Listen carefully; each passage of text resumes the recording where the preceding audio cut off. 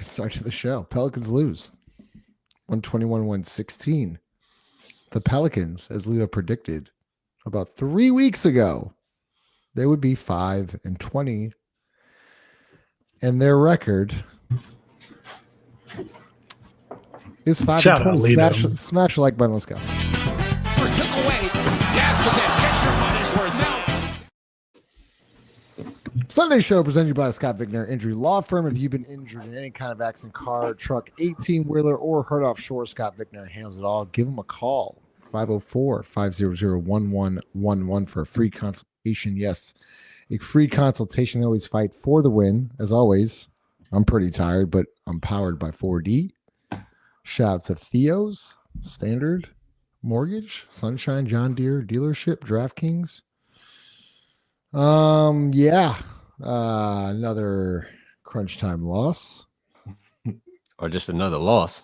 Another loss. Yeah. This will be a fun show tonight. I'm actually excited. These are my favorite ones, though.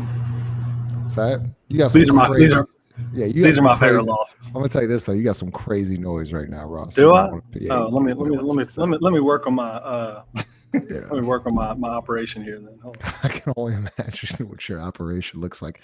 Lido 5, Ross, Chaz will be joining a little bit later tonight. Once again, make sure you smash the like button. Jarrett, start with you. Trey Murphy started tonight. He played 38 minutes. People are going to talk about how he missed the last shot or missed the corner three. Once again, I don't really care. 38 minutes because Yves 16 from the field, 4 of 10 from deep, 6 rebounds, 5 assists, 25 points. But I thought, Jarrett, one of my favorite possessions of the night was this. He's going to the hole. And That's good D. Yep, really good D. What are your thoughts on Trey Murphy? What's up, Chaz? It's a foul. Yeah. That was foul. I thought he was straight. I mean, finally shows some. I'm not saying finally. Probably over the last couple of games, he's showing a little bit more of like defensive intensity, right? I guess trying to prove himself once again. That he's a starter in this league. I think he is just by his skill set alone. But you need to see more of this, right?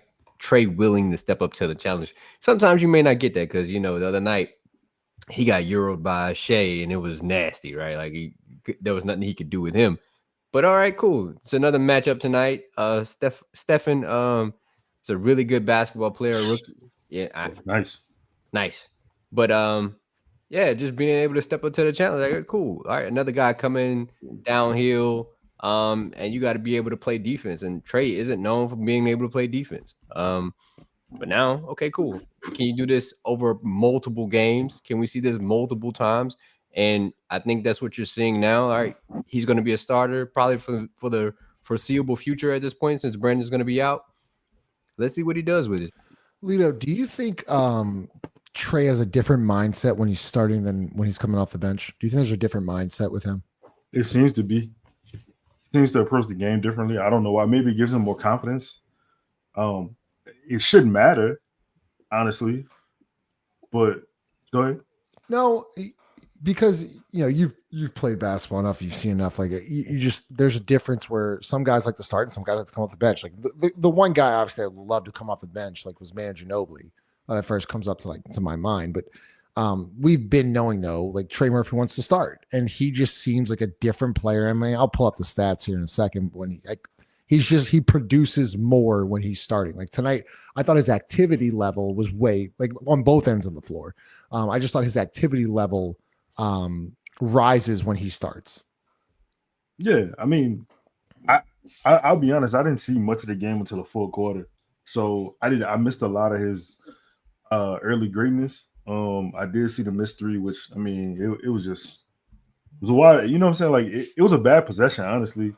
I didn't like that. I know you're not talking about that yet, but just hypothetically speaking, he seems to have I guess with him, the only credit I could give him is his role is defined when he's starting.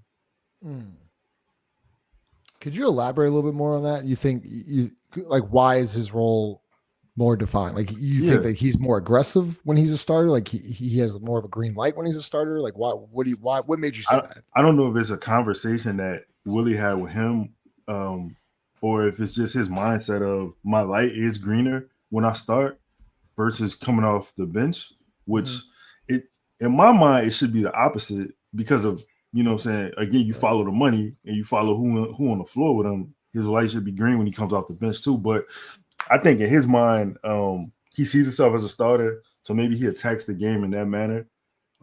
Like when I say define roles, for instance, what game is this? This is game what? 25 or 5-20 as you predicted. This is game 25. I think Javonte Green has played every game but this game, right? Yep. He was ruled out with ankle soreness tonight. The other thing. Ross, I was going to talk about Yves. Did you want to elaborate a little more on Trey? Because I think Yves Missi was once again fantastic tonight. I think he finished I have the box score somewhere here, but it was like 18 points. 18 points, 6 of 14 from the field. 6 of 7 from the free throw line.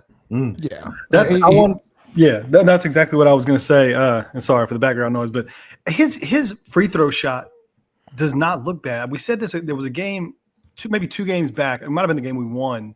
And I think he had a bad night from the line. He doesn't look like his shot from the free throw line looks fine to me. And I thought you saw that tonight. They went in.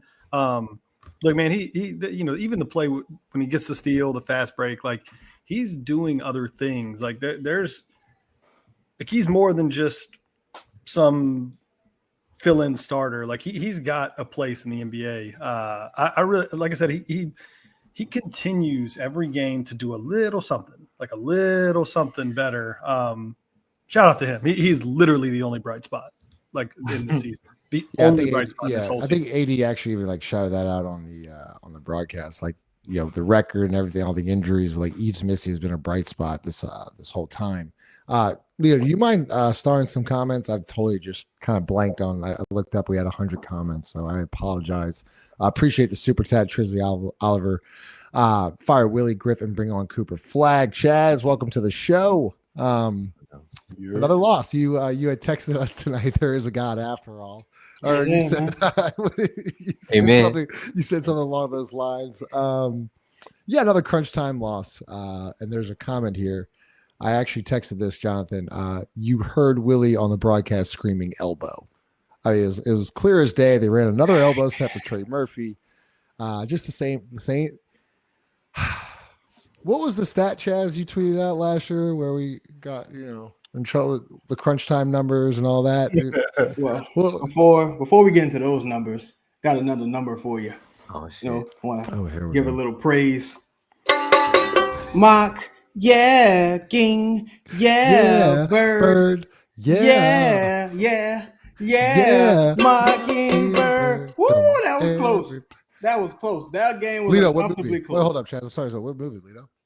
I have no idea. Yeah, you see, it's not fucking funny when you're Dumb and Dumber. You gotta be shoes on the other foot. Go ahead, Chaz. I was starting comments. I wasn't even paying attention. So you're an excuse guy. That's I was doing my job. We'll figure it out. Hey, we'll figure it out. Go ahead, Chaz. That shit was close. Uncomfortably close. It's like a Griff at a Christmas party. It was uncomfortably close, and they managed. Oh boy, I thought Willie Green was getting a 5-year extension. I was like, ain't this a bitch? Ain't of all, like, y'all gonna lay an egg? But I think last year I think the Pelicans were about like 0-24 when trailing going into the fourth, and they had given up several in the game leads. But that's analytics. I know the PR people over at the Pelicans, they don't like that shit. I don't want to get into all the deets, as that's what we call in Wall Street, the deets. We don't say details, deets. But yeah, but anyway, overall, Chaz, I thought. I'm sorry, I don't mean to cut you off. I actually have the tweet right here. Go ahead. Pels were 0-20 when trailing going into the fourth quarter. They do have a comeback win this year, I do believe. They had 29 blown leads, 11 blown fourth quarter leads, and 13 blown double-digit leads while healthy. That was the stat. Oh man, damn! It's crazy. Shit like that should get you kicked out the building. I'm talking about as an employee, not as a media person, but Y'all still gainfully, employed. Yeah. Shout out to Will Chill, man. 10-piece. Shout out to Will Well, chill. Chill. Appreciate your super chat. If it ain't broke, don't fix it. Keep these bums until off season. No time to win now. All right. So he brings up a good point, Jared. So we've talked about this. And like it was kind of like we kind of joked about it a little bit, but like at what point you're 5-20, Ingram's out for, and we're gonna talk about more about Brandon later on in the show. Ingram's out for the foreseeable future with a bad ankle sprain. I think it's a low ankle sprain. So you got to think 3-4 weeks minimum with that. And then Zion, obviously, who knows? At what point should changes happen? I know you said something last night. Well, now you're 5-20. Your two superstars are injured again. Do you actually think a change will be made, or do you just say screw it? Let's ride this whole thing out. Pause. No, the screw it wasn't. It was like No. I don't even want to. I'm just like, do you think they just ride this thing out the whole way through the season and that's it? You have to say that twice. Yeah, he doubled down. But I had paused it. I had paused it, and It's so okay. Yeah, we're going. It's all right, Justin. We're just gonna let you be. No, man, because again, like you still can't evaluate everybody else because you have an inadequate coach. You don't have a solid foundation. So allowing Willie to lose games just because someone needs to lose the games, like it still doesn't give you a good chance to evaluate everybody, right? Or imagine if other teams got to see your players in an offense that just looked like something. That way you can build up some value like, oh, okay, maybe we could use this guy for our team. And then you can extract whatever talent they have for your team. And that's the easiest way for me. You already have a coach in standing, like ready in James Borrego. Just make the move. We all know it's happening. We should know it's happening. We're not slow, stupid. Maybe not all of us. We can see it happening. So just make it happen. Nobody wants to see Willie Green calling elbow set ever again. We're tired of it. It's December time. You probably need some lotion for the elbows. Get it. Yo, just move on. Yeah. Give that to Willie Green and tell him I want him out of here in 24 hours. And 23 of them are already gone. You understand? This dude was producing his own movies, dog. Yeah. That's insane. Y'all gotta do your research, do the knowledge. Oh yeah. Shout out to Corey, man. Can we get some likes? Can we get some super chats? Yeah, if we're some bitch ass young prospect. If we're gonna open up the lines tonight, yeah, we need some likes. Yeah, smash the like button. Lito, yeah, smash is it time for a change? Is it time for a change now? We'll go Leo Ross chat. Is the time now? Yeah, but no. Nah, like see this shit to the end. See it through now. Like, nah. Thanks for what? Like, what you're 5-20. What you gonna do? What's gonna happen? Where you going? Like, what you gonna put on a different set of clothes? Like, yeah, change for sure. Nah, but like as far as like coaching, nah. You gotta follow through with this. You gotta follow through with it. Like, go to the end of the season and then handle your business. You already know. I can tell you how this is gonna happen. Brandon gonna get his $40 million. I'm gonna tell you, he's gonna get his $40 million. Sure. Right. Zion is gonna come back next season, and in the beginning of next season, they're gonna do this whole thing again where we really looked at the offseason and we're gonna make a complete overhaul. Is that what he said? He's going to completely overhaul the roster. No, this won't be an off season of complacency, I believe, is what he said. I think that was the line. Didn't he? Man, Lala, yeah. If you could, Lala, if you could go on YouTube and search in David Griffin post year interview, I think it's up. It was like the first minute. And also this, he done. He not coming back, bro. Okay, what if I at least put in Theo's cup like Ross? You know what? You're right. Yeah, I don't have a Theo's cup. I don't even have a Theo's cup in that super chat. I gotta get a Theo's cup. Yes. Yeah. Oh, my bad. We got who is general in that super chat with that 10-piece. Say it's the trend. We get a good draft pick. We curse with injuries and get another after we burn the last. AD, Boogie, Chris Paul, Zion. Not to mention The Hornets drafted Kobe and traded him for who they traded him for? Eddie Jones. Lottie Divac. Lottie Divac, right? Cursed. Hey man, say man. Mhm. Hey, bro, some people not living right. We talked about this. Hey man. Somebody not living right. Stay away from them Christmas parties. So Grub brings up a good point, Ross. I'll go Ross and Chaz. Like, do you think Clutch lets Brandon play again? No, I don't think so. I don't think Brandon plays again this year. Why? If so, very, very late in the year after this whole thing is already totally, I mean, the season's already over, but like after it's way, way, way over, just as a, hey, go, 2 weeks, show people you're healthy and then you're good to go. I think you're looking at like a very, very long extended absence. Chaz.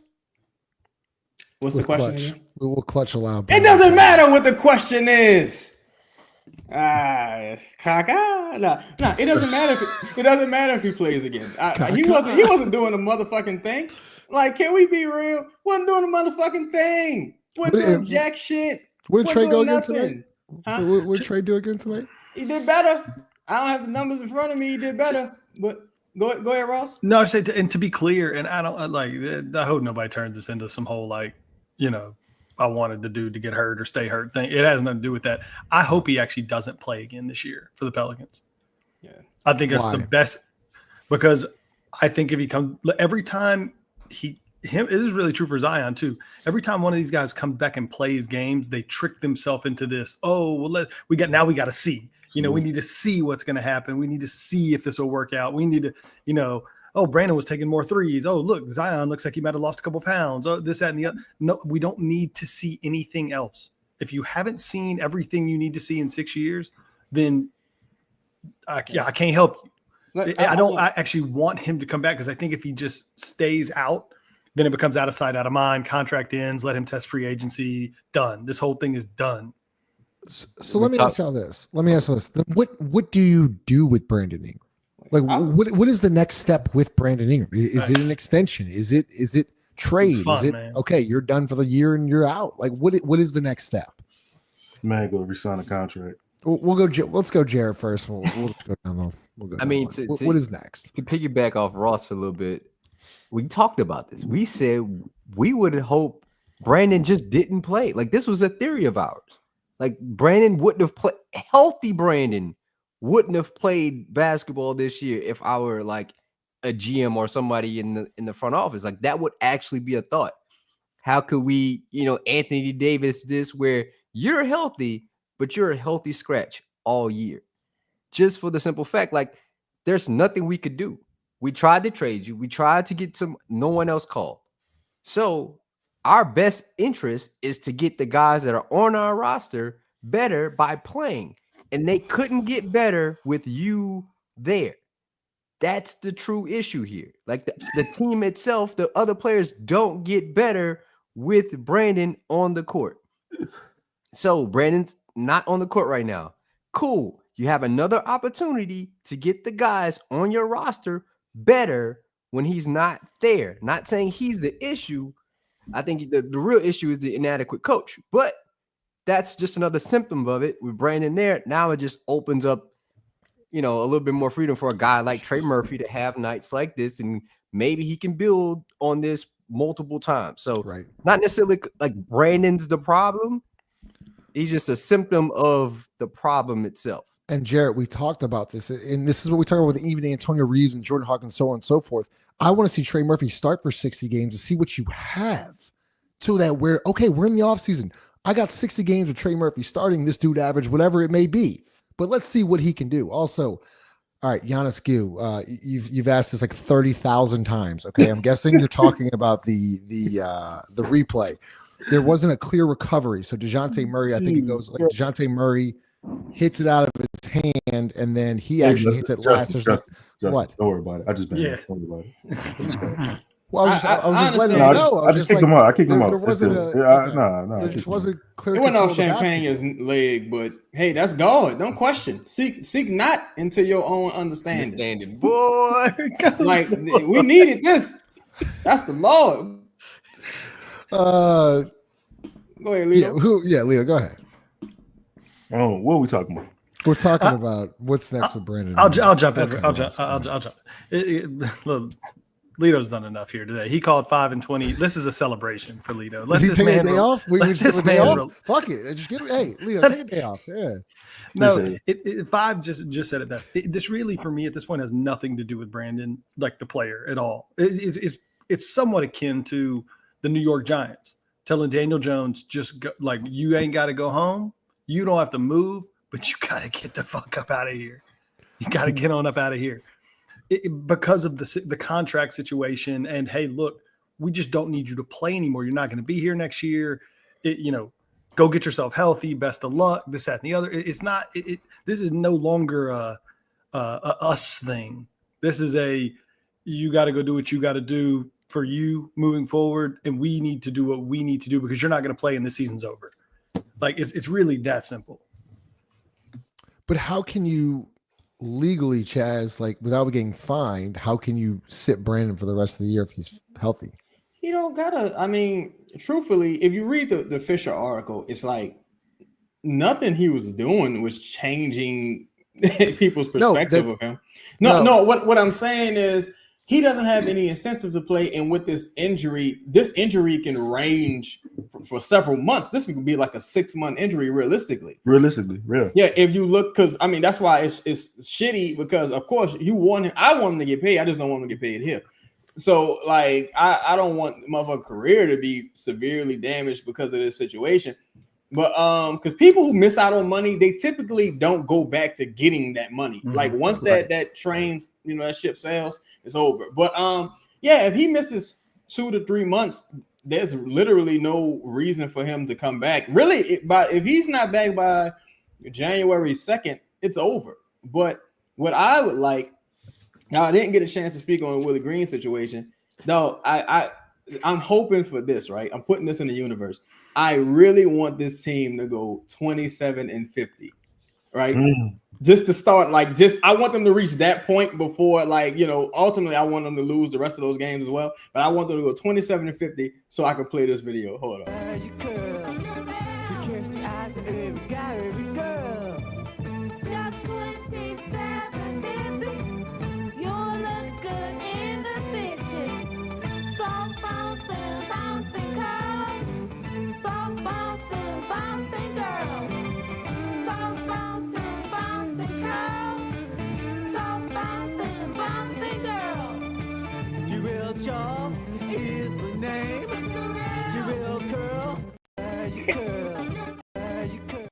That shit was cold. I need them to go 27-50. If you're gonna do me any favor, at least hit that benchmark. But go ahead, Fire. I just like the fact that the video played and the black guys. He's like, right. It's wrong. He's like, what the fuck is this? I have no clue. What the fuck is this? I'm like, what is this? This is incredible. But oh my God. To Ross's point is like, truthfully, that's the thing. I don't think people realize this, right? And I try not to get into the habit of explaining myself. But it's like Brandon can be anybody in this equation. We only talk about Brandon because he plays for the Pelicans. Brandon might as well be John Doe, right? Like you look at what's happening with the Denver Nuggets, right? If we were Denver Nuggets fans, we would say, yo, Jamal Murray, we got to do something about Jamal Murray. You might need to trade Jamal Murray. You might need to trade Michael Porter Jr. You might need to, get rid of these guys because at this point, Jokic, he needs help or it's just not working anymore. I think people are offended on a person they don't know's behalf, which to me is a little lustful. But that's other people's proclivities and hankerings. I don't get into people's hankerings. But yet and still, Brandon can be anyone in this equation. It's been a doomed situation. Same with Zion. You just have more time with Zion. That's the issue. But Brandon can be anybody. I really think he shouldn't be the only one, that's kind of. And I want to talk about that, Chaz. I want to actually, we're going to talk about that later in the show. Jared, I love this. Dwayne brings up an interesting point. Me and you talked about this a couple days ago. He says, I need to wake up to a breaking news. Pelicans head coach Willie Green has been fired. And we had talked about when like the right time is to do a firing, right? So we'd actually circle this week when you don't make the NBA Cup. You now have 3 days off, Monday, Tuesday, and Wednesday. Your next game is Thursday. You like if you're going to do a firing, you're most likely not going to do it, on a back-to-back or like a long road trip, whatever it may be. It's usually when you return home and then you're home for a little bit. And them adding these 2 games kind of fucked us, honestly. Yeah, but what I'm saying though, day break would have been perfect. If they're right, they had 2 games, but you still have 3 days off here, Chaz. Like Jared, do you think this is actually, besides the All-Star break, which is an easy target throughout the rest of the year? Like I feel like this stretch right here would be a good time to do it if David Griffin and ownership were to pull a trigger and do it. Yeah, I think this would be a good opportunity too. I think if you're looking at it from a business standpoint, you need to inject some kind of goodwill back into your fan base, right? Like I think a lot of people, if they go to games, they raise the prices for tickets this season. They're not happy with the product that they've been seeing and receiving. The holiday season is coming up. There's times where kids are out of school and maybe you just want people to come to a game. They're not going to go see a Brandon Ingram-less team, a Zion Williamson-less team, and a Willie Green coach team. Well, the only one you can really fix right now is the Willie Green piece. So if you just remove him, maybe, just maybe, they might interject some energy back into the fan base. Maybe the product will be a little bit better, a little bit more enjoyable. You may not win games per se, but it will give you an opportunity to win, and fans like seeing good basketball at times. Yeah, Lito, what are your thoughts on that? I know you called the 5-20, but you get a couple days off here, and you would think the next guy in line would be James Borrego. You can give him two good days of practice instead of just throwing him. Okay, Ross, what would you think? Do you think it's a good time? Good time to do it, or good time to do it? Next segment. I mean, y'all are making my job well, hard. no, I understand. It's like I know you gotta ask the question, but like a good time to fire Willie Green. Like, I mean, do it. You could have done it at halftime of this game, and I'd have thought it'd have been a good idea. I don't give a shit when you fire him.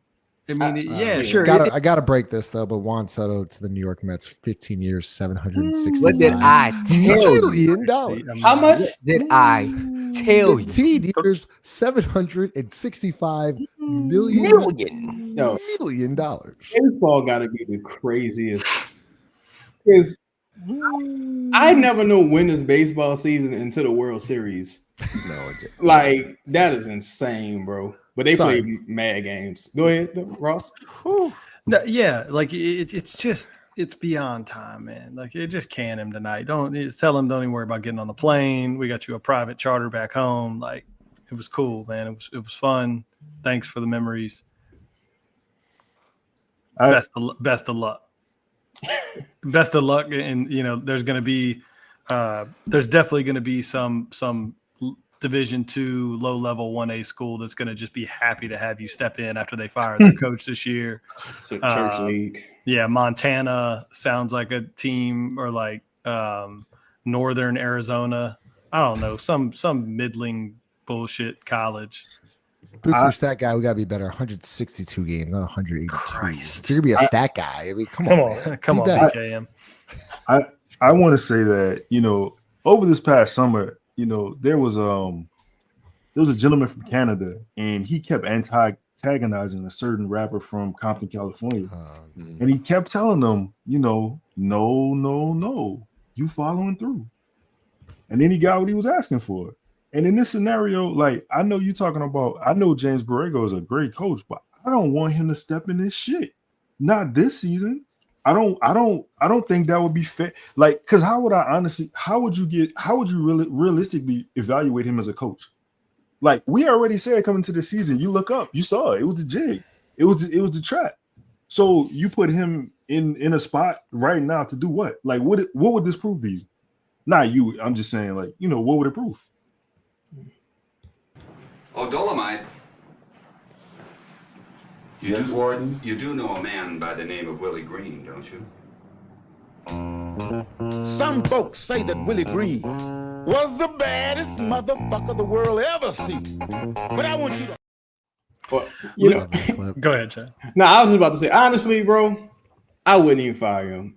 Like, the more I've thought about this as of late, I'm just like, and then what is the part that kind of gets to me? Because look, if the Lakers win tonight, you're about 9.5 to 10 games behind the 10th seed, right? Even if you wanted to add in Borrego and try to install, some new habits and break some poor habits that these players already have, is, focus on development. It's like, okay, cool, but is it worth the possibility of you not just totally bottoming out? And to me, the steak isn't worth the sizzle in that situation. I feel like let Willie. The best thing you could do is, because publicly you're gonna get killed, right? Because people aren't gonna look into like the fine print of Willie Green's like losing streaks and things of that nature. It's just gonna be like, oh, they unjustifiably fired this guy because Zion can't stay in shape and Brandon's always hurt and DeJounte Murray just came back, and it's gonna be a shit show publicly. So if from the ownership's perspective, or from that's kind of crazy. From ownership's perspective, Excuse me? Yeah, that's like random or something. Put that on. It's like, what the fuck? It's like, hold on, Chad, 1 second, bro. Go ahead. We only let Chung get away with that shit. Like nobody, like we not doing that. Like we prayed for Chung, and Chung's about to be on probation too. So whatever, like he's flirting too. So go ahead. But yeah, it's like, all right, you fire him, okay. You bring in JB, cool. Brandon's out indefinitely. Zion's out indefinitely. DeJounte's been awful. Trey is, trying to figure it out coming to his own. Yves Missi's been really good. Revelation. Herb's had one good game since he's been back. CJ is out heading out anyway. I just don't understand the point of it at this stage. To me, this was a 1-10 move. Oh, like 2-10. 3-15 to save the season. Yeah, this was a save the season move. Now, again, I'm looking at the score. I think LeBron didn't play tonight, but you got Portland versus the Lakers. Whoever wins that game, the Pelicans are fucked because the Pelicans are trailing both of those teams. Minnesota is in the 7th seed right now. If Minnesota beats Golden State, Pelicans are fucked. Utah versus Sacramento. Sacramento is up 62-45 at halftime. Sacramento wins that game. Sacramento's another team ahead of you. That's why it was time to tank about a month ago. Like if you were gonna go for saving the season, you should have fired Willie Green about a month ago. Now it kind of looks crazy, and the worst thing you can do is like the coked up Saints right now is win a game you're not supposed to win, and take yourself out of the conversation for a real game changer or a significant franchise, cornerstone moving forward. I just don't see the point in firing him. But Chaz, like to Jarrett's point though, like ownership, we know ownership, like they care about is the bottom dollar. When they start seeing fans not show up and they're getting pissed off and they're getting embarrassed nationally, and you're going to start seeing the Smoothie King Center being, half empty in holiday seasons here, Christmas and New Year's, and like your money making games, and the shit stadium ain't 30% full. Someone's gonna have to, as Jarrett said, someone's have to get fired. Like it's gotten so bad, and I agree with you, Chaz. Like I think it has first to be and David foremost, I've been Willie. wanting James Borrego to be the head coach of this team for a while now, but like at some point, ownership is going to be like, whoa, what's really going on here? Yeah, I don't see the difference. I think even you fire Willie Green because it's the right thing to do. It's the necessity. He's been so bad, and this team is so dysfunctional, in part because him. And he has not gotten any better in 3 years ahead. You fire him on the merits of his performance. That's why you fire him. So we don't need to argue that part. Yeah. But in terms of putting JB into a bad situation, I don't like. I look at it from the upside of it, right? Like we're talking about like, yeah, Brandon's out, but in theory, DeJounte could be the starting point guard for this team next year. Herb could be a starter on the wing. Trey could be a starter on the wing. Missi's likely going to be your starting center. So, like, there's a real chance that 4 of your starters for next year are going to be on this roster. Maybe CJ hangs around. I don't know. Zion, maybe. Who knows? Maybe a change on the bench. Maybe Zion perks up. I don't know, and I'm not like holding my breath for that. But it's also a real possibility, and I don't need to see any more of Willie Green. Sure, does letting him continue to coach ensure that we're going to finish bottom 2? Probably, or somewhere in that range. But is there really a difference between finishing bottom 2 and bottom 4? Because I think you're so deep, buried so deep into the muck with where you are in this season. And Zion is still out, and Brandon's not coming back anytime soon. And every time I look over here, Grubb is telling us that the ceiling is caving in on whatever's going on with Jordan Hawkins. This is not a good situation no matter what. Yeah. So I think JB can build the foundation and maybe start to get more out of the players that you likely are going to need in the future. Mm-hmm. And I don't know that it's going to make a huge difference on whether you finish maybe dead last or 5th from the bottom, right? Because the West is a boxing match. Like there's really, other than Utah, and I don't see Portland as like a true tanker, but I would say other than Utah in the West, that is going to be actively at some point in the season probably trying to lose games on purpose. Right. Now you got Charlotte in the East, you got a couple at Washington, like those are different situations. But I just don't see a situation where even if things go well, you crawl out of the bottom 6 or 7. Right. I mean, you're still going to be. Let me ask you this, Ross. Could you make a good point? And anyone can answer. Okay. So at what point would you say you pull the trigger? Do you wait till like January? To all right, the coast is clear. We're totally out of it. We're definitely getting the top 5 pick. Let's fire him now. There's only a few more days if you think about it like that. Yeah, I hate to say this. Fire him tonight. No. I hate to say this because there's just no justification for it. I would try to align the firing on when I think Zion would come back potentially, and say that's for me is going to be the line in the sand of Willie Green is never going to coach. If I'm whoever's in charge for the Pelicans, Willie Green will never coach Zion Williamson ever again, ever. I had a hot take on that. I think Zion comes back December 30th. Okay, I think whenever that Clippers game is, I think he comes back versus the Clippers. Hey, Chaz, you were kind of, y'all were talking about draft picks, right? Mm-hmm. The thing is, like, there's really no guarantee of a draft pick. Like, that's true as well. Yeah, that's what I always go back to. Like, all right, we're gonna suck. We're just gonna be in the pool of suck. Like, right? Like, everybody's gonna be around the same thing. Like, even the Pelicans, when they got the number 1 draft pick, they weren't supposed to. Yeah, right? I think they were like 6 projected, and then it was like a 12% chance, maybe like an 8% chance that they got the number 1 pick, and they did. Cool. And I would love to see the data behind, the teams of the last 5 years and what their record was compared to what pick they got. Pretty sure that all of them weren't the number, dead last team in the NBA. Right. So, all right, cool. You're just in the same one. Cool. If I'm management, I'm looking at this like I cannot watch this brand of basketball no longer. Like, it's over. I'm tired of looking at it. I'm tired of what we're seeing. I'm tired of fans complaining about the same thing and no one doing anything about it. Shit, at least see something different, experience something different, give JB a chance, and maybe he auditions for another team. It's a win-win. Like as Grubb said, like it's a win-win for both situations. Like, you knew it was happening, you just didn't know when. Hopefully, it's now. Justin, Lito, how do you think ownership feels right now about Willie Green? Oh, the real decision makers. Let's say that, because we know Griff is like, but with that particular thing, it's funny, Chaz, because that Jake Fisher article goes back to these guys. This ownership's very loyal to their personnel. It got so bad with Dennis Allen, though, and it got so bad with Dennis Allen because of fans, because of players, that Gail was like, "Fuck this, I gotta make a move."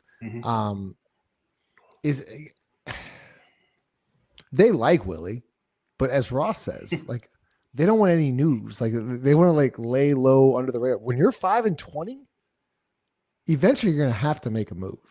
And like you can blame injuries and so on and so forth. Like you have to make a move. This is clearly unacceptable. Once again, this is year 6 of the same shit as Jarrett's saying. Like we've seen this over and over and over. We're complaining about the same shit that we've been complaining about year 3. You know, why is Zion not healthy? You know, Brandon's going to play less than 60 games again this year. Those two don't fit. You know, you have a coach. We have another coaching problem. You know, they had the Stan Van Gundy coaching problem in year 2 or 3. They had an Alvin Gentry problem. Like, it's just gotten to a point now, Chaz, where I don't think, like, they have to make a move. They have to. Yeah. I keep going back to what Jarrett said. I think he nailed it on the head. Holiday season's coming up. That shit's going to be empty as a motherfucker. And that's where it's going to hurt their pocket. And as Jarrett said, like, you got to. Santa baby, this lip was. I'm going to go through the full. I think you got to make Holiday a move. Spirit. I think you have to make a move because, like, even Twitter's like, man, this is bad. It's a bad product. So, like, I truly think that ownership is going to hear it pretty sooner rather than later. But go ahead, Lito. That's my thoughts. Who cares? I forgot Lito took the day off. My bad. You're right. My bad. I actually wanted to bring up this point, though. Y'all mentioned CJ McCollum. Jarrett, I'll start with you. By the way, we have 300 people in here. Y'all are awesome. We're 5-20, but y'all show up every single Hit the night. like button, fam. Just like how y'all show up every single night. These guys right here all show up. Y'all show up too. So we appreciate y'all. Make sure you smash the like button. Appreciate all the super chats. Hit the bell notification. Let you know when we're going live. Yeah, ring that bell. Jarrett, who is safe in being traded this year? Like who is on the Pelicans? Who is on the trading block? Everybody but Trey Murphy. That's it. Trey Murphy. Everybody So else. we're talking DeJounte, we're talking Herb, is Missi on the block? I would say no. Like on the block, Like or just tradable, like can get traded. Can get traded. Anybody can get traded. That was crazy. Anybody can get traded, but on the block is more like CJ waiting for the bus. Come on, man. CJ waiting for the bus. Zion might be waiting for the bus. Brandon was waiting for the bus. What's up, bro? Everybody's waiting on the bus. My dog. But you know, my bad, guys. Yeah, Herb could be waiting on the bus. Maybe he had the dough. Like, what's the temperature out like? So, you put your back of the hand on the glass to see how cold it is. Yeah, that's Herb. Everybody else inside might be waiting out there, but those three in particular, they waiting to get traded. Are you saying from the players' perspective or from the organization's perspective? Like, are you saying that you think the players are who should be made available are cool with it? Or are you saying no, like, from the organization? I'm like, yeah. I'm not speaking for anybody. I don't know these guys. No, I know. Ross. We'll go Ross and Chaz. Ross, who would you say is the first player to be traded from the Pelicans? Man, I want to say CJ. I kind of still think it's going to be Brandon. I think you think a team will well, not just for pure, like, I think you could get to the All-Star break and there could be some team that says that, like, might want to get off multiple years of salary. Yeah. Like, just a pure salary dump at this point. Like, if he's not going to play, who cares? It would just be a financial transaction. I could actually see that. Like, I almost think there's a better chance of something like that happening now. I don't know. I hadn't gone into a lot of detail on what that could be, but I mean, you think about a team like the Hawks that's kind of overachieving, that might want to try and clear salary for next year. Brandon's a very large hiring contract. They could probably cobble together stuff they don't want. Yeah, I don't know. There's just going to be stuff like that out there that I think could still happen. Other than that, I still don't. I mean, we've gone through this exercise with Griff a million times, and he's never made the trade that we think he should. So, I think saying he's going to trade CJ is just, I don't know, unrealistic. I think. go ahead. I think Trey stays because of the contract, of course. Herb because they've Man, it just sucks rooting for a bad team. But her for leadership qualities and all world defender, plays hard, on a really good contract. Jose, because they gave him this foolish ass extension and can't trade him. That's the only reason. Like, to my knowledge, I don't think they can trade him until the summer, if I'm not mistaken. And to me, that's kind of it. Zion, because his stock is low. What's his name?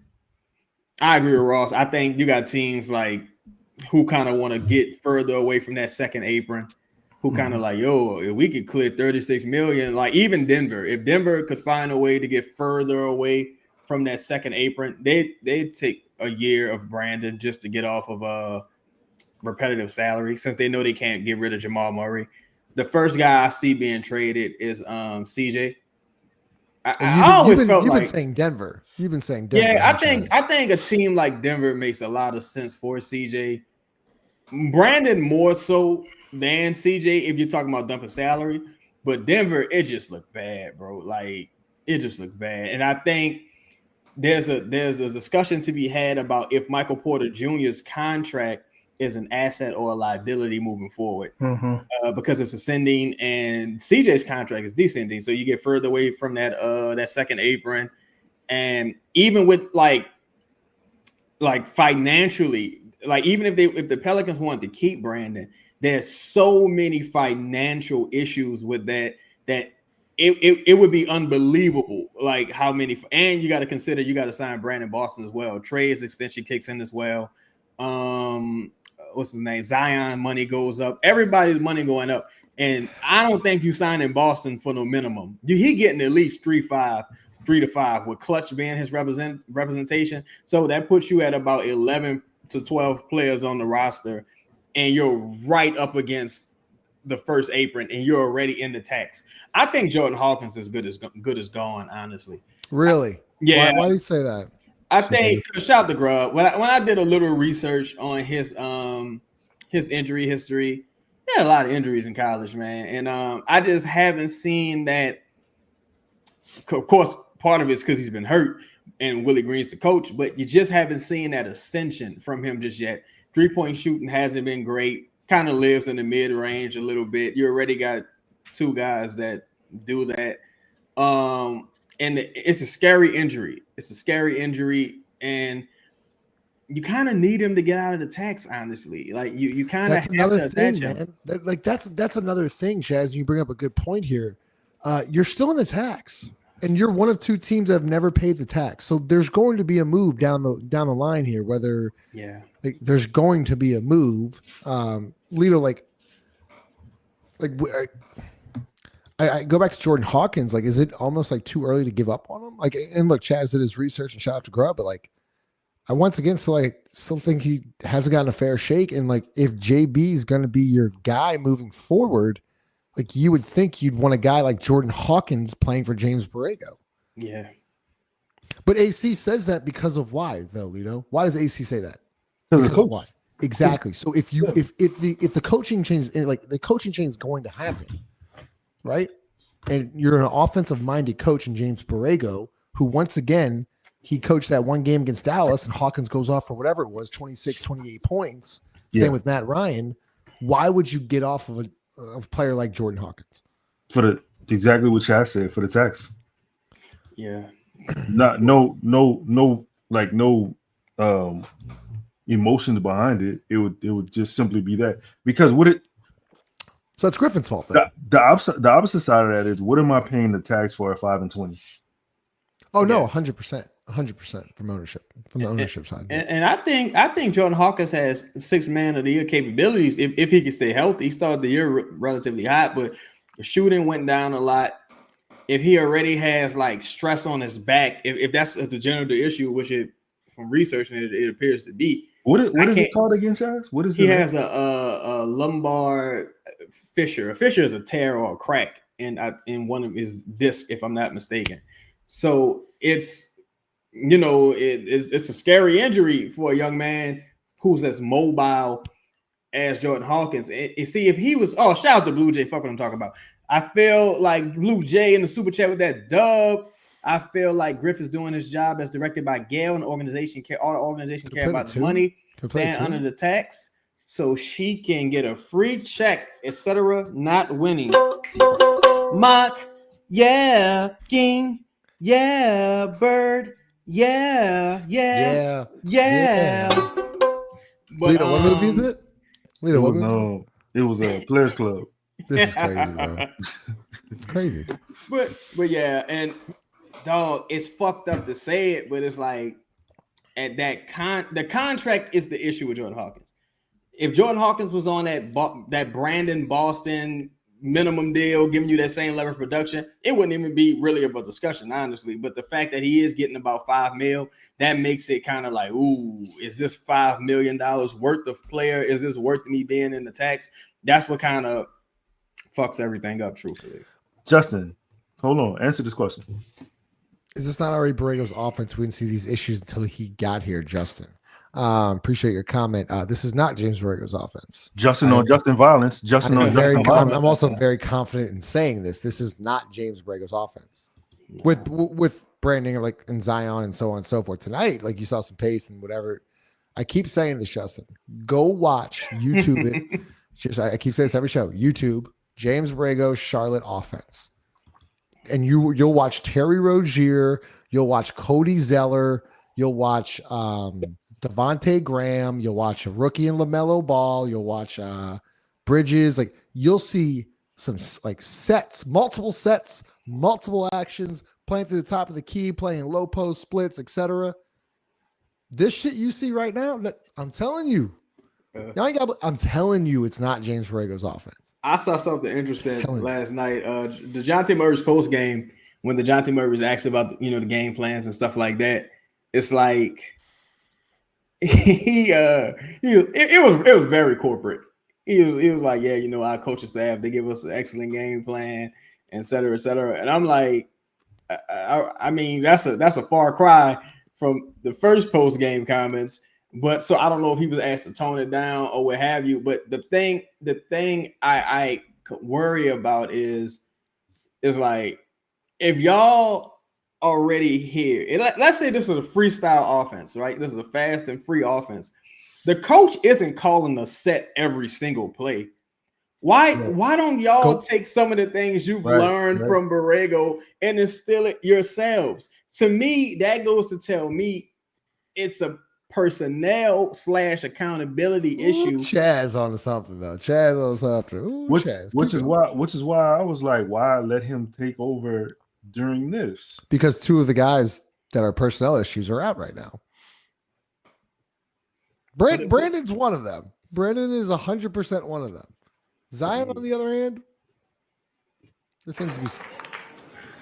Wasting your time, drinking that wine, smoking that smoke and doing that coke, dealing that dope, giving up hope. School is a joke. Gang banging. You know what I never realized about that? He was saying that shit. He was like getting it like he was that was directed at somebody. Yeah, somebody. He was educating somebody. So there was somebody getting educated there. Ross, let me ask this. If James Borrego was we'll do a couple more minutes. I wanted to talk, Lito, I actually wanted you to talk about Brandon Boston here a little bit. Because you mentioned something about Brandon Boston in one of your tweets tonight. But Ross, like if Borrego was just hired tomorrow, hypothetically speaking, what would you see different from the team, do you think, in your opinion? What would you see different?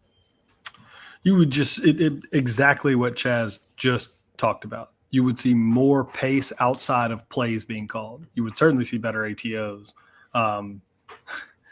certainly. But it's more of the principles of an offense, not necessarily, hey, run play, run yellow or whatever, play they would have. Yellow. Sometimes people it would be more of the principles within the flow of the game, right? You get up and down the court quicker. Right. We would get into sets quicker. We would get into certain actions. There would be actions on pretty much a part of every single trip up and down the court that would look different. You guys talk about, Five has talked a million times about corner threes and the way Borrego screens and all kind of stuff. So it would just look totally different. And that's what I want to start instilling. That's why I think you make a change now so that there's not such a lead up in the offseason. No, it's well said. Jared, do you have any thoughts on that? Yeah, to add to what Ross just said, principles are the most important thing, right? Like the ideals of what the team could look like. What reads are we actually making? Not just going through the motions of a set play to get through to the end result or whatever, but actually like, hey, this is what we're looking at, but this might be the Go back in there. This might be the play that we're looking at, but this is the adjustment. We can get downhill here, and then you go play 2-on-1. It's not like plays aren't just we want to get this specific shot for this time. Like, no, we're just trying to get the defense to move so we can create an advantage for ourselves. And I think this team currently, led by Willie Green, does not know what to look for. I say that about Elbow because I say Elbow isn't really a bad set. It's just poorly coached. That's it. Because look at what Dallas runs. Look how Dallas runs Elbow. It's way higher, and they know what they're looking for. It looks like a totally different offense if you saw it. It's also ran with pace and reads and reactions. Yeah. And Jared, you the one word you said is principles, like playing with principles and playing with we talked about this earlier, like what is your identity? And we've said this now for a couple of years. Like what I don't know what the Pelicans' identity is on offense. And I think I saw someone comment. Yeah, by the way, this is pinned. So if you want to come up, you want to talk to the panel, ask questions, talk shit, whatever you want, there it is. What are like Lito, when you see this offense under Willie Green, like what can you possibly say is their identity? Like what is it? Is it pace? Is it driving kicks? Is it downhill actions? Like what do you see? Because I just see a different style of play almost every single night. And look, you can say injuries, but Jared and I have talked about this before. Go look at Golden State when we played them earlier in the season. Steph Curry was out. They still played the exact same way. When our players go out, it's a different style of play. You ever saw grass grow in the winter? No, I mean, yeah, I guess. You know what happens? It dies. Yeah. That's what I see. I see death. Stellar performance from Lito today. I see death. All right. About an hour in, 280 people here. Make sure you smash the like button. Helps out the channel. Subscribe. As always, powered by 4D Energy. Crystal Hot Sauce. John Deere Sunshine Dealer. Cope. Join the show. Lines open. Man, Rachel's not up here. Rachel's not up here. Cool. What's popping? Rachel's not around here, bro. Cooling, bro. So look, I don't really want to say too much of what we already know. Like, obviously, you got to make changes on the coaching staff. Really, you got to get Griff out of here, but I don't think that's going to happen no time soon. Somebody on the roster got to go, if not a couple somebodies. But I want to kind of look forward a little bit, fast forward a little bit, because obviously we know the season over.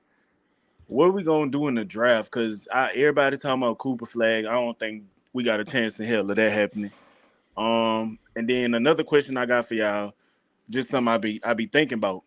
Why do the Pelicans just overlook local talent? Like, bro, it be people right there in your backyard at LSU, Tech, UL, you name it, Tulane. Why we don't never go get none of them dudes? Okay. Appreciate you, Cole. What you got? Thanks for everything, Cole. So Cole brings up a good point, Chaz. We all talk about Cooper Flag. He's obviously your golden ticket. I don't think you're in the running for Cooper Flag. Who is, I guess, a couple prospects you'd be looking at? I mean, you kind of in the running for everybody right now. Shit, but I think it could be worse than Washington. Yeah, we don't necessarily know if even if Cooper is even going first, truthfully, like with the Dylan Harper emergence. But to me, I think this draft, it has a lot of quality players. You got Trey Johnson, you got Ace Bailey, you got Dylan. I'm a little scared of Dylan Harper, but you got Dylan Harper, you got a couple other guys, you got Igor. Like it doesn't really stop Welcome with home. Cooper Flag. Cooper Flag is just like the pardon the term, no pun intended, but he's the lotto ticket of this draft. But you got a lot of quality players, and you're not really looking for like that franchise shifting guy. You're looking for consistently good people. Like that's kind of where you're at the Pelicans. You know, you're looking for consistently. He's a Frank available. Lito, where would Frank fall in the draft from UNO? Yeah, Frank a lottery pick, bro. The Hornets signed Squeaky Johnson that time. Squeaky. Oh, Squeaky Johnson. Oh, damn. Sebastian about to bring you on, but no, you dipped out. So, yeah, if you want to come on and talk, we'll allow you on.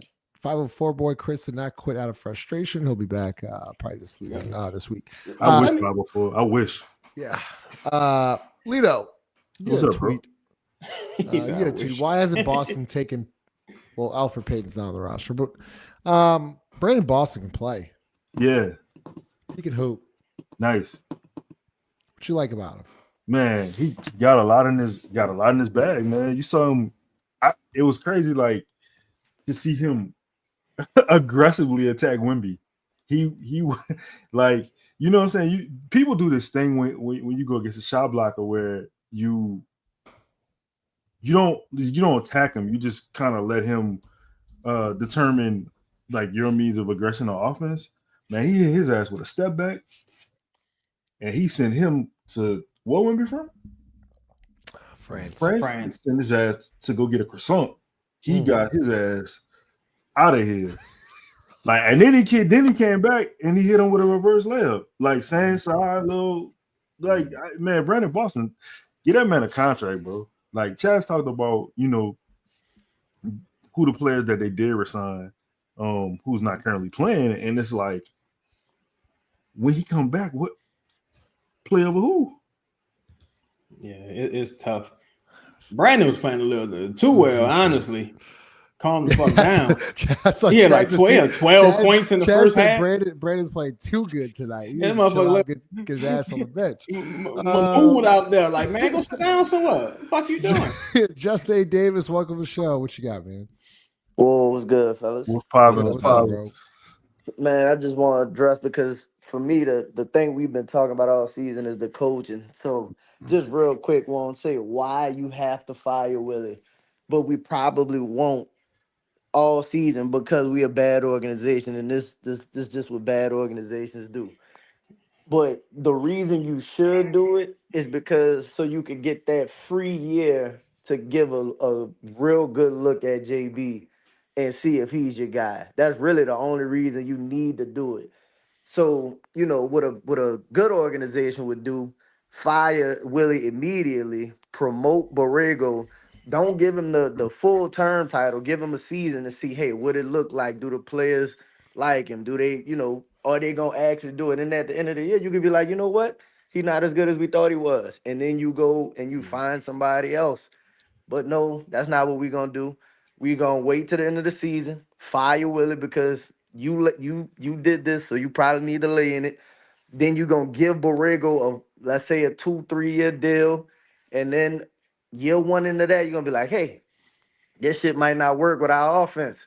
We need to go find somebody else. Now you repeating the same cycle all over again. And I do think Borrego is significantly better, but that don't necessarily mean he's the coach for you when you really got a chance to hit the reset. New, you know, potential draft pick. You could wipe this shit clean, get rid of Brandon, get rid of CJ.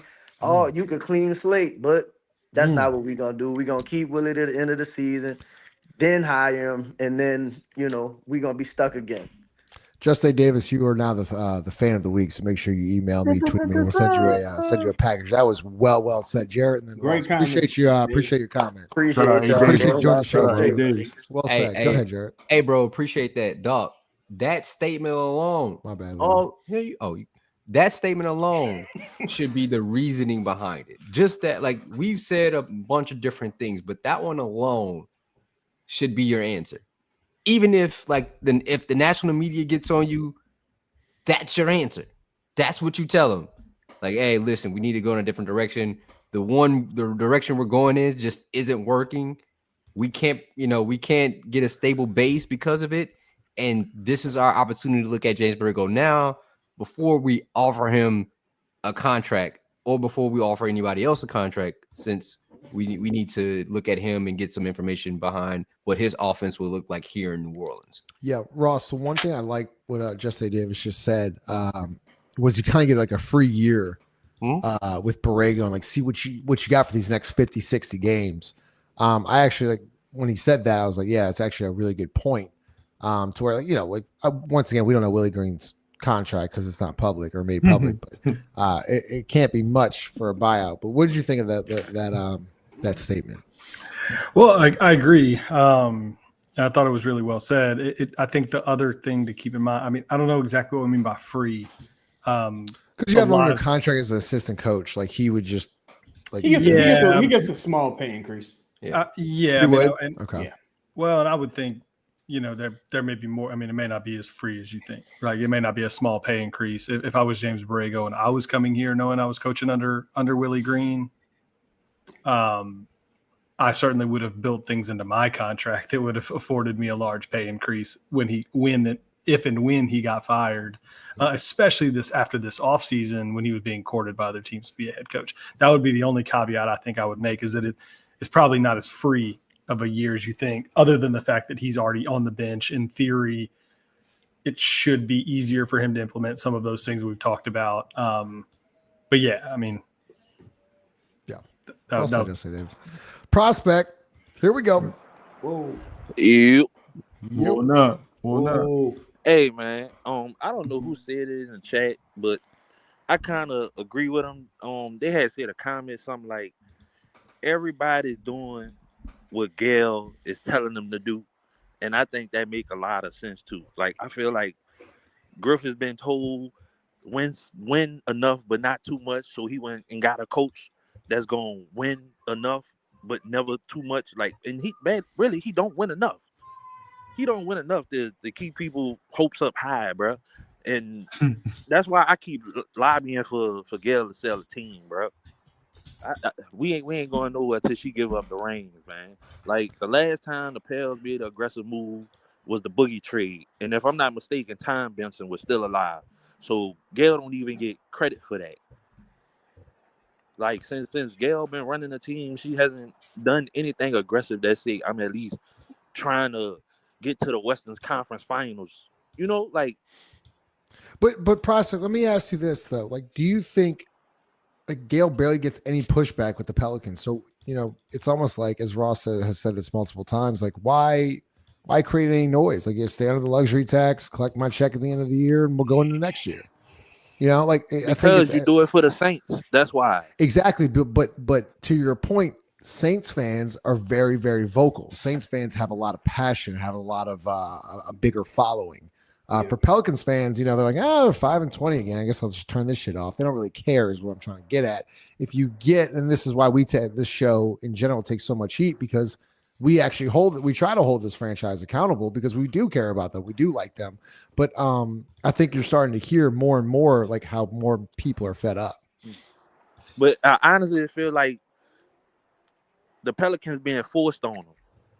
Like you being forced to watch your baby sister while your mama go to work and you don't really want to. It's like a situation like that because the Saints are so fucking horrible right now. So it's like people are being forced to kind of look across the street in the Smoothie King Center. You know what I'm saying? It's like they just looking over the gate to see if they neighbor having a party on their side of the gate.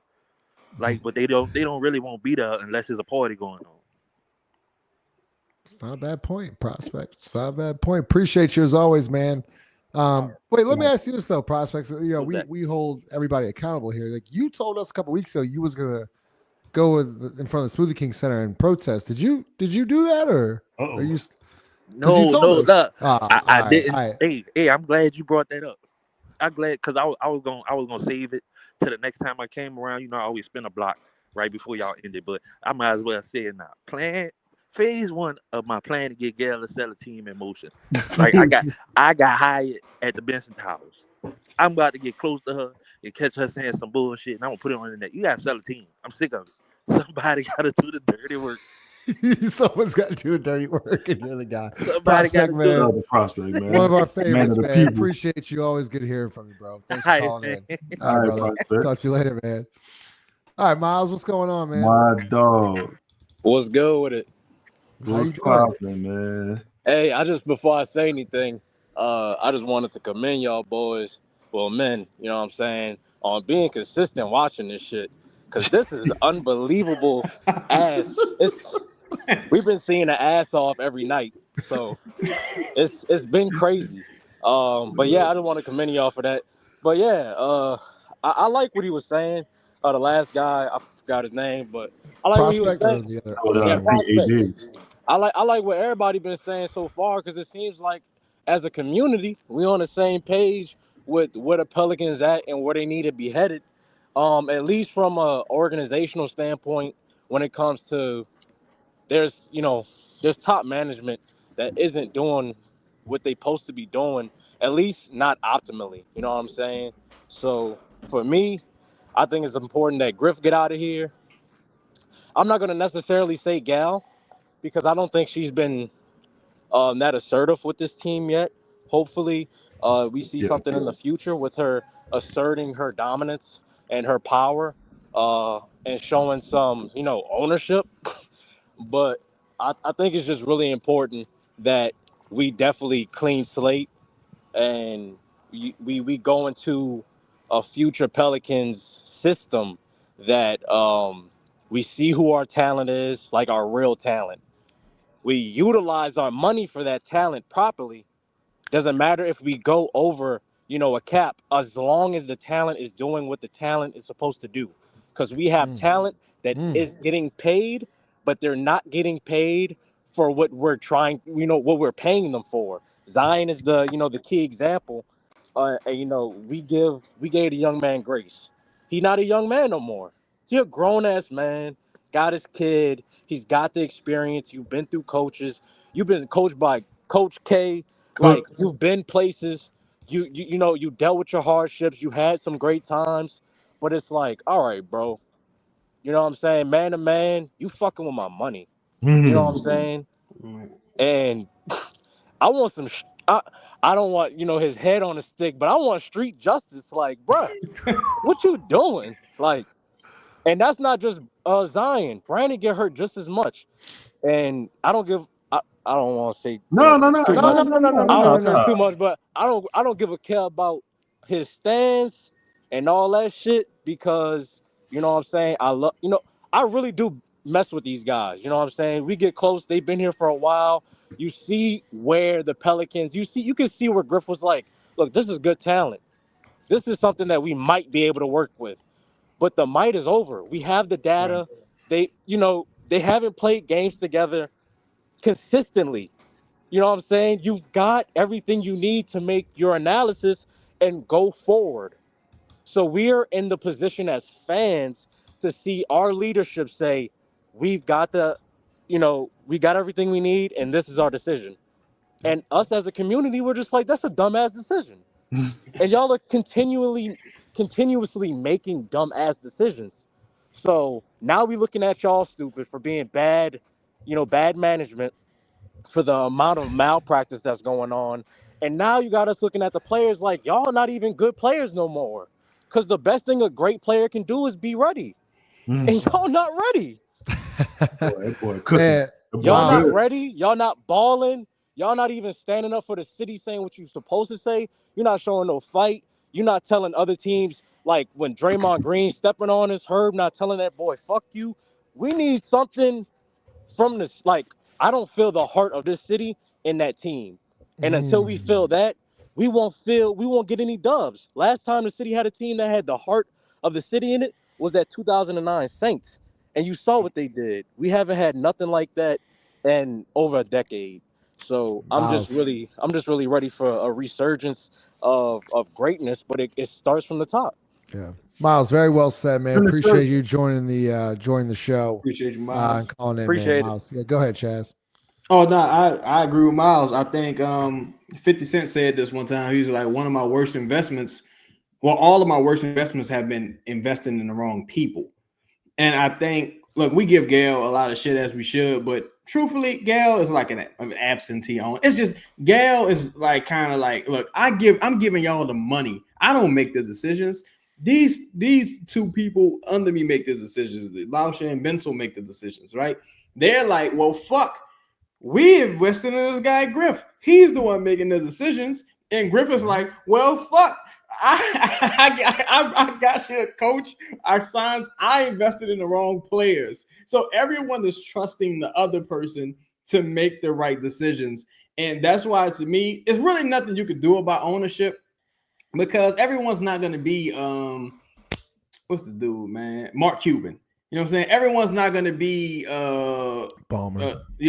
Everyone's not going to be Cohen, who's the dude for the Mets, that by the way. aggressive as an owner. You know, so everyone doesn't have that much money to be as aggressive as a Ballmer. Right. But yet and still, that's when you got to be precise. You got to find those people who you can trust to actually do their jobs. And that's more of the point where ownership has failed because it's like, yo, if you don't, that's why it keeps going back to if you don't make the David Griffin decision, then nothing else matters because the first domino is a problem. Like, you know what I'm saying? If you got a leak in your roof, it don't matter how many times you tape and replaster the ceiling, the fucking leak is in the roof. You gotta address the roof. And Griff is the main issue. Ownership, yeah, but it's David Griffin when it all boils down to it. There's still time. There is still time. Griff, look me in the eye. There really is no shoe sale.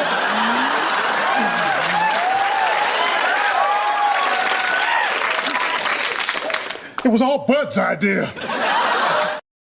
That's what he's gonna do. That's exactly how it's gonna go. This was Willie's fault. Alston, welcome to the show. What up, Alston? Whoa. What was that with it? What's going on, man? I'm normally nice, but that boy Griffin whole out here. He got Willie Green. He got no ways, but I'm sick of seeing him. I mean, he got to get the fuck to, bro. I mean, we bad.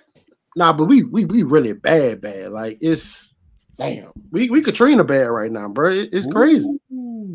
I mean, Gail, she just the owner right now. Griff, dusty, slimy, whole ass man. See what you did, Chaz? Like I ain't do it. No, Chaz, you just been speaking the truth because he is. I mean, he is what he is. And Willie Green, if you told me Willie Green coached under some good coaches, I would tell you a whole lie out here. Because he don't. I have seen Christ the King High School in New York run better stuff than the Pelicans. I mean, I can reel off names for days. We could go Calvin Newman, call it what you want. Oak Hill. I mean, they got high schools running better stuff than the Pelican. That's a disgrace, bro. I mean, Zion, he can't. I mean, if the wind blows too hard, he hurt. I mean, Brandon Ingram. I mean, boy. Yeah. I mean, I know to come over here. I'm nice, but I can't be nice no more. You hear me? Real. Austin, appreciate you calling in, man. Appreciate all your support. Take care, bro. Justin, look, you said we 27th in attendance, right? So I got something for it.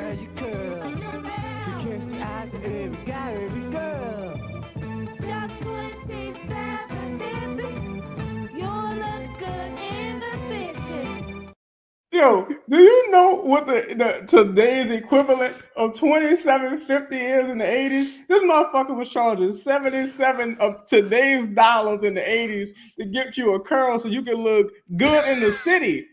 Shout out to St. Louis. Jarrell Charles. Lito. Hey, Lito. Yes, sir. To a time I had Canes today. Yeah. No, I mean Kansas. Hey. You muted Fire. There's nothing wrong with having Canes. Nothing wrong. Of course, yeah. To a time said it, but if I say it's that's not what he said. That's not what he said. You know what you said. You know what you said. Yeah, I know what I said. Jamal Cain played today. He did play today. Let's get through some super chats. Appreciate everyone that supports the show. Make sure you smash the like button. Man. Appreciate all the calls, man. Y'all are absolutely awesome. So once again, Trizzy Oliver, appreciate the $2. Fire Willie, Griff, and bring on Cooper. Flag, Will Chill, the 10-piece. If it ain't broke, don't fix it. Keep the bums until off-season. No team to win now. Who is the general $2? Appreciate you. Then who is the general 10-piece? It's a trend. We get a good draft pick. We curse with injuries and get another after we burn the last. AD, Boogie, Chris Paul, Zion, not to mention Hornets drafted Kobe and traded him curse. Ross, really good point here. There's some articles on the Ringer how we're the most cursed franchise, but this team has had Chris Paul. They didn't even make it to a Western Conference Finals. They got to Game 7 against the Spurs, and we all know Gennaro Pargo misses the corner 3. They draft Anthony Davis. They get Drew Holiday, Boogie Cousins. They win one playoff series. I think they make the postseason twice. They get swept by Golden State the first time, then lose 4-1 Golden State in 5. The next time, then you get Zion. At what point, I don't even know what to say anymore. Like, Zion's obviously been a failure now, year 6. So, like, as a fan, if you read this, how can you get excited for like, oh yeah, let's get Cooper Flag? Or how can you be, how can you, if we get a top 3 pick, we won't fuck it up? Like, how can you think that with seeing this list? Oh, well, you can't really think that. I mean, it's not because it's probably all happened based on history, but I don't believe in nonsense. I don't believe in curses and all this nonsense. But our management, multiple iterations of it hadn't done a good enough job of either handling quote unquote superstars or putting enough talent or building teams around superstars. I mean, it's as simple as that for me. It's not, this isn't some like cursed franchise. This isn't anything like that. This is just not doing a good enough job. I mean, you want to win, you have to take a risk. This team historically does not take risk. You want to win, you have to think and act like winners, not like people that just want to be status quo. They don't do that. And so, how can you act like winning? How can you act like winning when you haven't won? Plenty of people. You make an attempt to win. You hold people accountable. There are winning characteristics that people employ that haven't become winners yet. You always act like a loser. You know what you are? You're a fucking loser. Yeah, I agree. Well said, Ross. Samuel, 2-piece. Appreciate you. Wow, you think we could win 27 games? No. I think he wants to win 27 games so we can play that fucking video. Now I think about it. He's gonna play the video. You watch it about 3 times. That shit is catchy. It is. I mean, shit, I'm not a Smokey fan. So Blue Jay, 20-piece. Appreciate you, Blue Jay. I feel like Griff is doing his job as directed by Gail, and the organization care about his money, staying under the luxury tax so she can get a free check, et cetera, not winning. Jarrett, what's your thoughts on this comment? Because I completely agree with him. I think Gail's, she was worried about her money, of course, but Griff, on the other hand, I think he's trying to put together a product that keeps him at bay, right? Like, keeps him out of the news, but he's employed, making somewhat, I say false or faux moves that allow him to keep his job. He wants to be the smartest person in the room and employ people to be over them, like you say, token Chaz, like people like that. So he can kind of control things without being in control, if that makes sense. So I think also the $18 million at the end of the year is more of a consolation prize. It acts as a pacifier for ownership because you're not getting that playoff gate. So it's like, well, fuck, you might as well get this little extra 18. And here's the shitty part. He has delivered some results. And you got that shadow of the Zion injury excuse to hide under. That's why, like, it's been just such an issue from the onset. Like, it's always been an issue. That's, to me, you gotta remove everyone. Look, it's everybody's fault.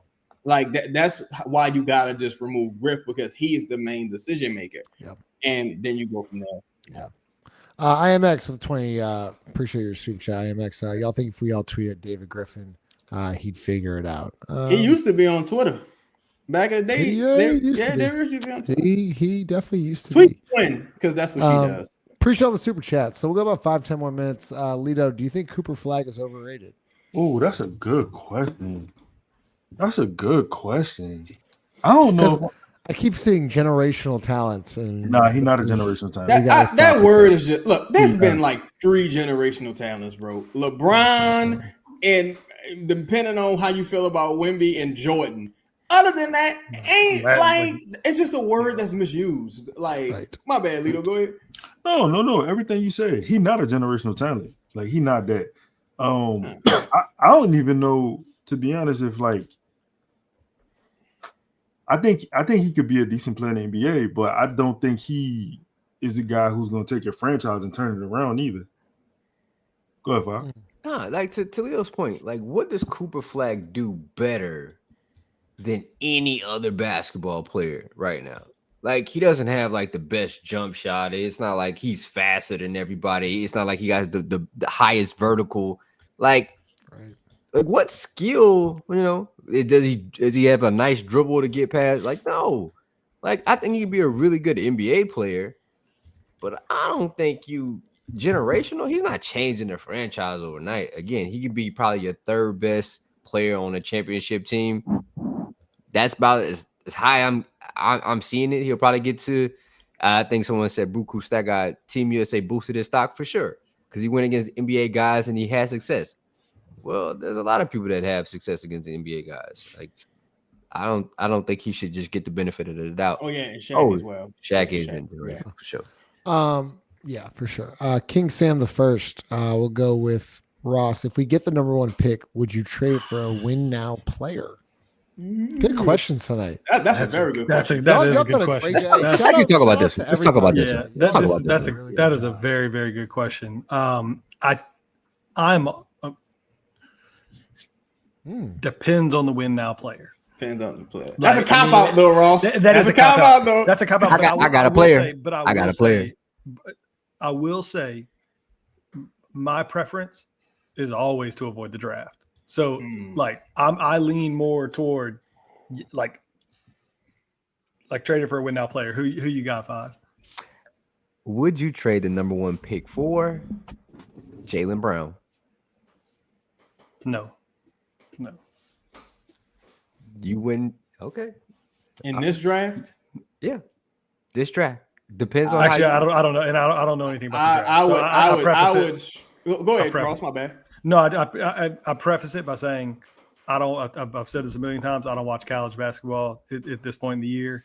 I don't know anything about the draft other than like Cooper Flood. Like y'all name some of these guys, I don't know who they are yet. I don't mess with the draft until later in the year.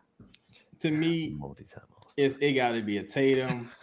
I would seriously consider trading for Brown, but Booker. But see, Booker's getting a little older. The league is in such a weird place to where the only like guaranteed return you're getting by like what we would expect to trade a number 1 pick for would be a Tatum, would be Wemby, Anthony Edwards. It's probably not even as great as Booker is. It's probably not even Booker at this point because they just can't win without Kevin Durant. Luka, it would be like a level of player that's just like, all right, I'm comfortable with this. And Chaz, would you trade the number 1 for Booker? I think about it, but probably not. And I say that because the point I was making though with that was I would have to borrow a phrase from Slimy Griff, the ancillary pieces would have to be perfect in these situations. If I'm trading number 1 pick, I need to know that all this team is missing is Kawhi Leonard to the Raptors. That's all we missing. A friend of the show just said, Jaylen Brown, I'm logging off right now. Anthony Edwards is the only answer. No, that's not that. I see. I don't agree that Anthony Edwards is the only answer. I just for me, if like Jaylen Brown, maybe. I could just see Jaylen Brown coming here and it really not make like and him being an all-star and putting up big numbers and stuff, but it looking a little Zach LaVine-ish, like where it's just not ultimately going to affect wins and losses.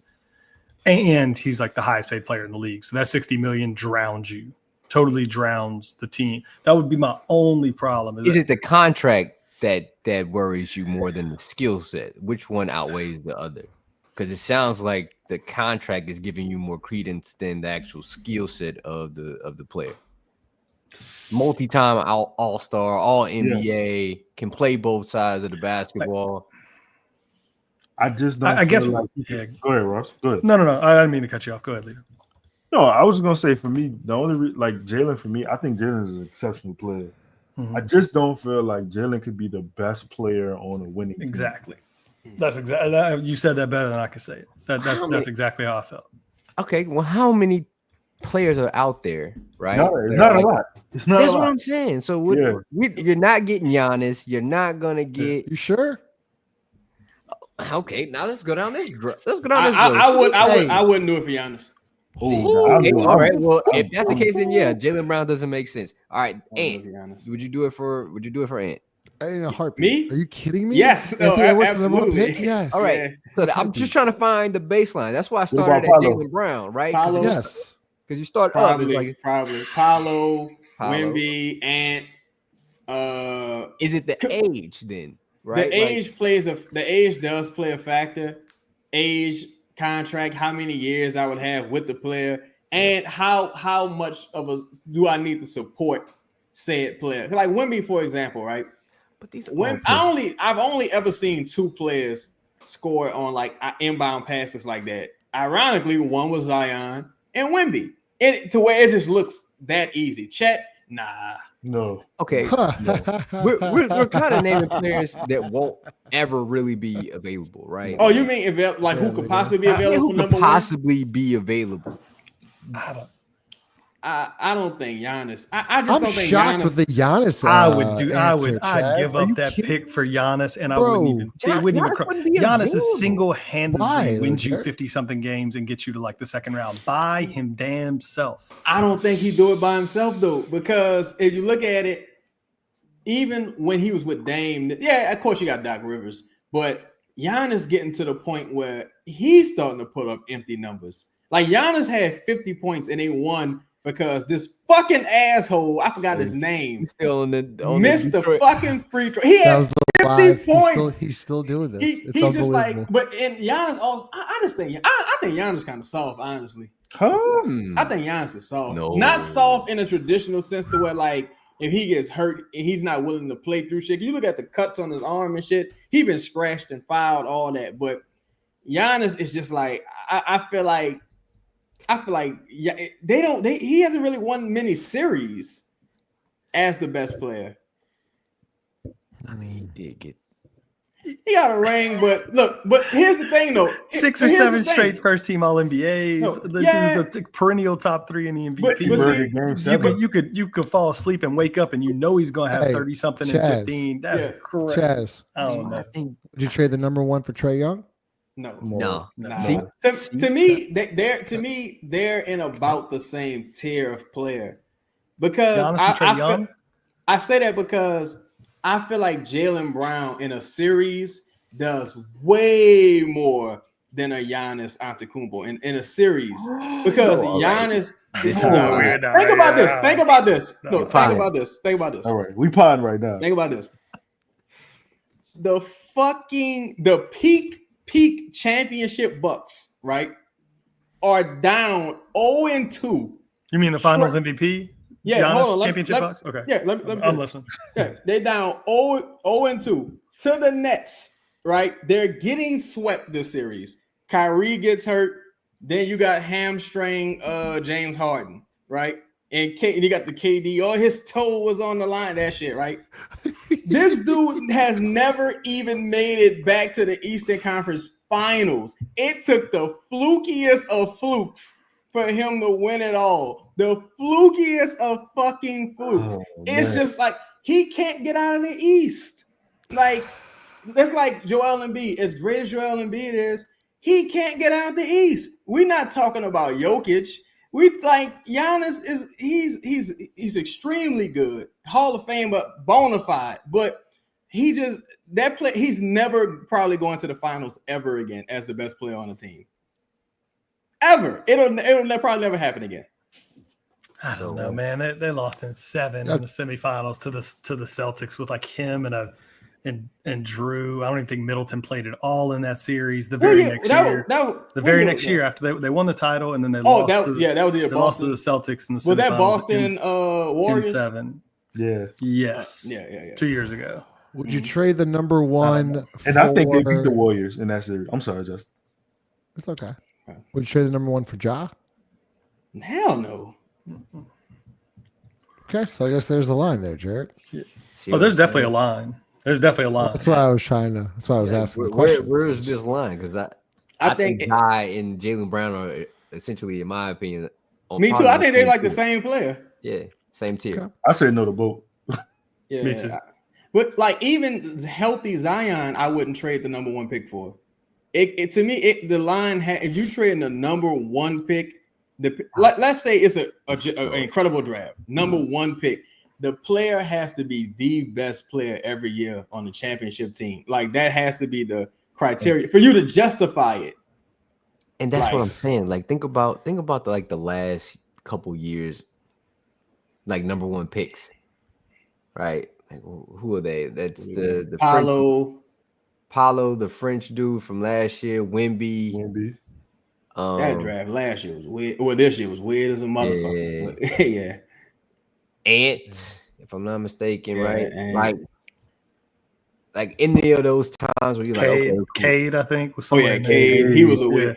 That for me is that's always the fear is like you just get a good, not great player. Like you just get like the most talented player in the draft. It's like, well, let me ask you all this, Ross.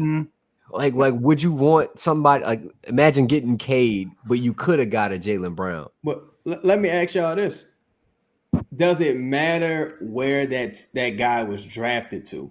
Like, if Tim Duncan is drafted to the Pistons used to be kind of good. If Tim Duncan is drafted to the Bobcats, he's probably not Tim Duncan. So that's like the fucked up thing about drafting as well, because you have to nurture that talent. I think Cade goes somewhere else. Like Cade goes to the Spurs, he's probably very good. Yeah. Like, so, but him with the Pistons, who've been bad for all these years, rotation of coaches, it's just, I don't know. But that's what you're getting. But that's what you're getting when there's a reason those teams are drafting first all the time. Yeah. Because they suck and they're dysfunctional. I mean, when you go look at the like post 2, 3, 4 year college player, like it's all one and done, or like G League players. Now, like these last 10 drafts, you're flipping a coin on whether you get somebody that's really like a championship caliber. Like, I mean, here let me just read you the names. This is like the last 10: Bennett, Wiggins, Towns, Ben Simmons, Fultz, Ayton, Zion, Ant, Cade, Paolo, Wemby, and then the French dude this last year. That's a hell of a mixed bag of like randomness.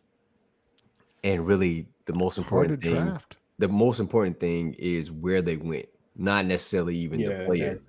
Yeah, because you can't even really align like, okay, they had skill, but they went to a really bad place and they just developed.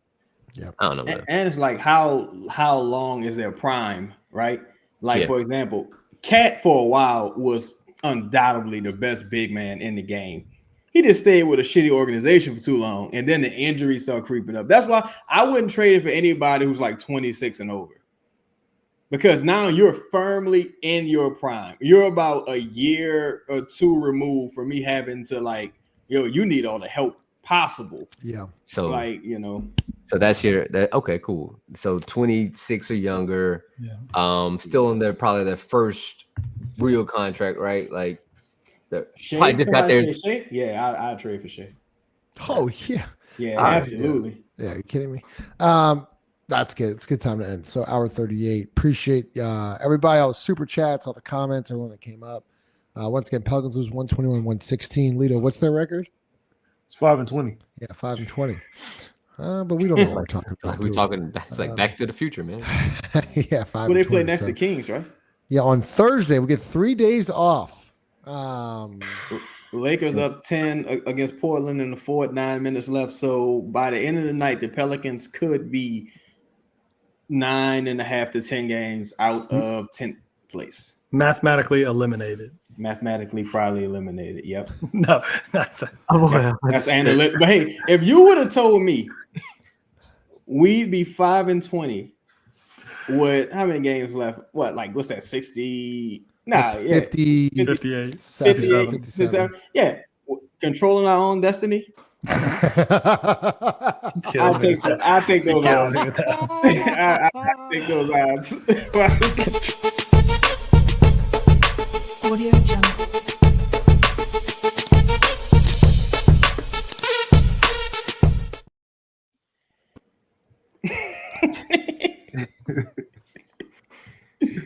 Hey man, the New Orleans Saints won a game today against a team that was trying to lose. They were trying. They're not even playing a better quarterback on the roster. DeVito is better than Locke. They at one point Drew Lock was 6 for 21. This motherfucker threw 21 passes and he completed 6 of them. And you're in a dogfight with this team. My question is, why are you trying to win? What are you trying to win for? This shit is ass backwards, yo. It's ass back. Both of these teams, y'all don't understand.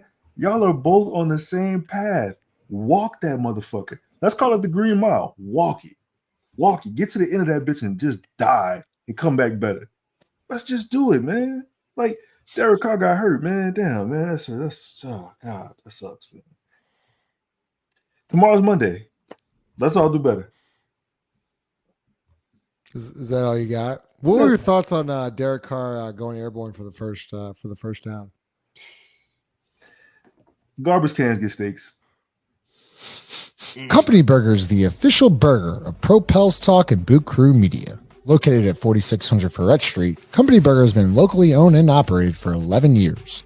Grind the meat, bake the buns, make the mayo, get the homemade tots. Company Burger uses Creekstone Farms prime beef to create the best burger in the city with milkshakes to go and a full bar. Company Burger is open every day besides Tuesday from 11 a.m. to 10 p.m. Can't make it out? No worries, we have you covered. You can order online right now at thecompanyburger.com or check them out on the Toast or Uber Eats app. Company Burger, the official burger of Boot Crew Media. Oh, wait, you're still... It's me. Sorry. Shout out Company Burger, all the sponsors. I got to shout out Lala. If y'all don't see the background graphics, they coordinate with the jersey. I love that hue of blue. Hue of blue. The best of the game, Lala in the... Hey, Justin, you sick though? You sick? That text you sick? Why am I sick? That you know what you bro? I'm reading. I'm reading. Like, no, the YouTube video you sent me, you text me. You are sick. I just looked at my phone. Oh wait, I ain't even look. I just texted. Don't worry about it, Chad. I'll text you. I'll text you on the group. Smash the like button. Appreciate everybody. We'll see y'all maybe this week, but we'll see you definitely on Thursday. So thanks everybody. We'll talk to y'all later.